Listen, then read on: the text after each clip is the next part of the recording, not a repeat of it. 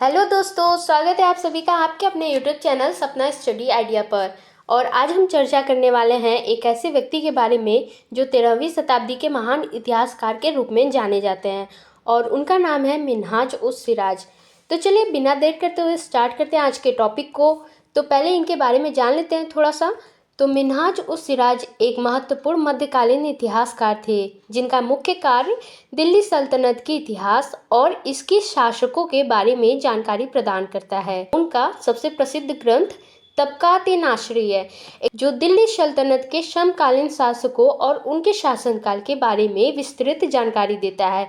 उनकी लेखन शैली को ध्यान में रखते हुए उनका काम समकालीन इतिहासकारों और बाद में लिखे गए इतिहास ग्रंथों के लिए अत्यंत उपयोगी सिद्ध हुआ है। आइए चलते हैं, इनका पूरा नाम देख लेते हैं। तो देखिए, इनका पूरा नाम है मिन्हाज उस सिराज जुज्जानी। इनका जन्म देखिए 1193 ईस्वी में जुज्जान, जो कि अफगानिस्तान में है। ओके। और देखिए, इनका भारत आगमन 1227 ईस्वी में हुआ था। इनकी मुख्य रचना की बात करें तो तबकात-ए-नासरी है। इन सभी पॉइंट को भी आप लोग ध्यान रखिएगा।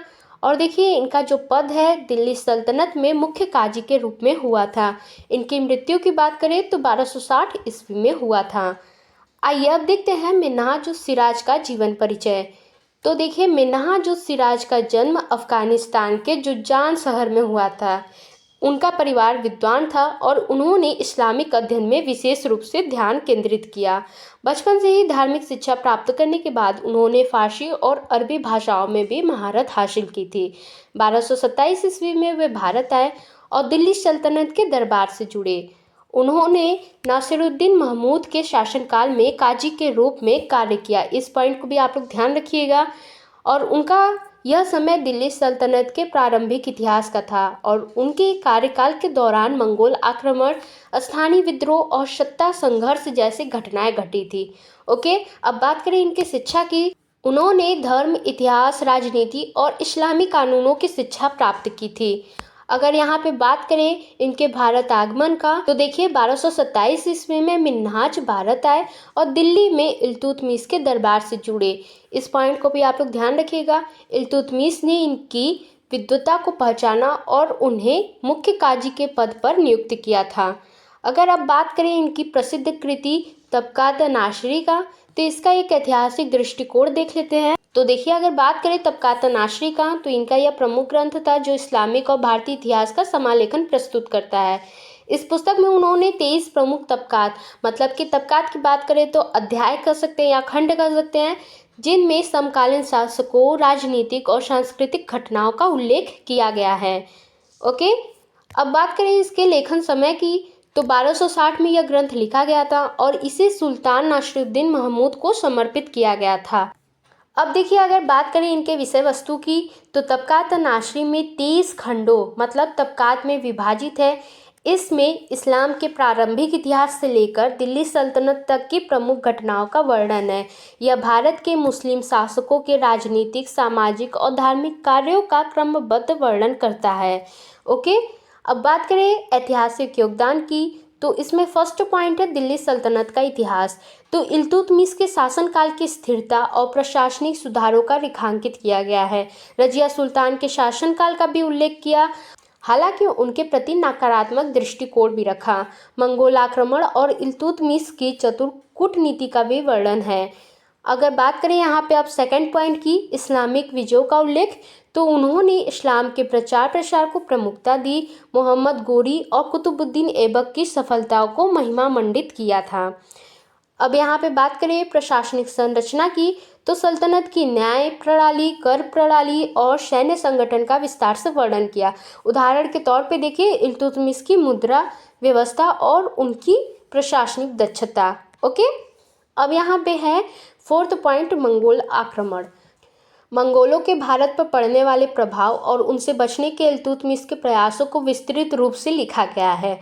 अब यहाँ पे रजिया सुल्तान के प्रति दृष्टिकोण क्या था मिन्हाज उस सिराज का, तो उन्होंने रजिया के शासन को अप्राकृतिक बताया क्योंकि वह महिला थी। इन सभी पॉइंट को भी आप लोग ध्यान रखिएगा। तो देखिए, उनके अनुसार क्या था कि राज्यों पर महिलाओं का शासन ईश्वर की इच्छा के विरुद्ध है। ओके। अब बात करें यहाँ पे ग्रंथ की विशेषताओं के बारे में, तो ऐतिहासिक दृष्टिकोण में देख लेते हैं। तो उन्होंने घटनाओं का कालक्रम के अनुसार वर्णन किया था, राजनीतिक और सामाजिक मुद्दों को विस्तार से लिखा था। अब यहाँ पे सेकंड पॉइंट देख लेते हैं, धार्मिक पक्षधरता की। तो इस्लाम को सर्वोच्च धर्म के रूप में प्रस्तुत किया, हिंदू शासकों को कमज़ोर और अयोग्य बताया। और अगर बात करें यहाँ पे इसकी भाषा और शैली की, तो उनकी लेखन शैली सरल और प्रभावशाली थी। अरबी और फारसी भाषा का भी उपयोग किया गया था। ओके, अब नेक्स्ट यहाँ पे है मंगोल आक्रमण का विस्तृत वर्णन। तो देखिए, तबकात नासरी में चंगेज खां के आक्रमणों और उनकी विनाश लीला का उल्लेख किया गया है और इल्तुतमिश की चतुर रणनीति का भी उपयोग किया गया है।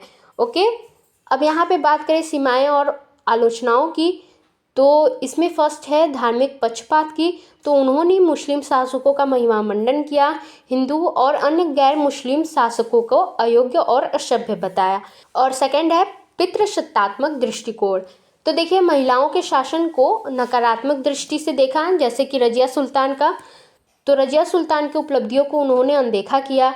अब बात यहाँ पे करें ऐतिहासिक त्रुटियाँ की, तो कई घटनाओं का विवरण अतिरंजित और पक्षपाती था।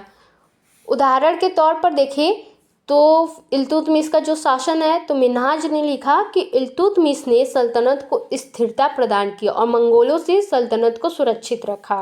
मिन्हाज ने मुद्रा व्यवस्था और प्रशासनिक सुधारों को सराहा। रजिया सुल्तान के बारे में उन्होंने लिखा कि एक महिला को शासन की शक्ति नहीं दी जानी चाहिए, हालांकि उन्होंने रजिया की सैन्य क्षमताओं का उल्लेख किया था। ओके, अब बात करें यहाँ पर मंगोल आक्रमणों की, तो चंगेज खां के हमलों को सल्तनत के लिए सबसे बड़ा खतरा बताया और इल्तुतमिश की कूटनीति को सराहा। अब बात करें यहाँ पे सीमाएं और आलोचनाओं की, तो इसमें देखिए फर्स्ट पॉइंट है धार्मिक पक्षपाती दृष्टिकोण। तो मिन्हाज जो सिराज के लेखन में विशेष रूप से धार्मिक पक्षपात दिखता है। उन्होंने मुस्लिम शासकों की महिमा का गुणगान किया, लेकिन हिंदू शासकों के प्रति उनकी दृष्टिकोण में आलोचना अधिक रही। अगर बात करें यहाँ पे सेकंड पॉइंट महिलाओं के शासकों के प्रति अविश्वास, तो रजिया सुल्तान के शासनकाल के दौरान उन्होंने रजिया की नीतियों और उनकी क्षमता को एक महिला शासक के रूप में अस्वीकार किया। ओके, थर्ड यहाँ पे है आलोचनात्मक दृष्टिकोण की कमी।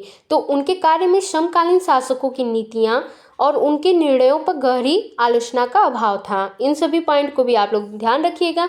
अब बात करें यहाँ पे लास्ट पॉइंट को, तो मिन्हाज सिराज का कार्य जो है भारतीय और इस्लामी इतिहास के अध्ययन में अमूल्य योगदान है। उनके द्वारा लिखे गए ग्रंथों से हमें उस समय की राजनीतिक, सामाजिक और सांस्कृतिक घटनाओं का गहरा ज्ञान मिलता है। हालांकि उनके लेखन में कुछ सीमाएं और पक्षपात दृष्टिकोण हो सकते हैं, फिर भी उनकी रचनाएं आज भी महत्वपूर्ण ऐतिहासिक स्रोत मानी जाती है। उनकी रचनाओं ने इतिहास लेखन की परंपरा में एक नया दृष्टिकोण प्रस्तुत किया और भारत के मध्यकालीन इतिहास को समझने में महत्वपूर्ण भूमिका निभाई। इस प्रकार मिन्हाज सिराज का कार्य भारतीय इतिहास और साहित्य में एक विशेष स्थान रखता है।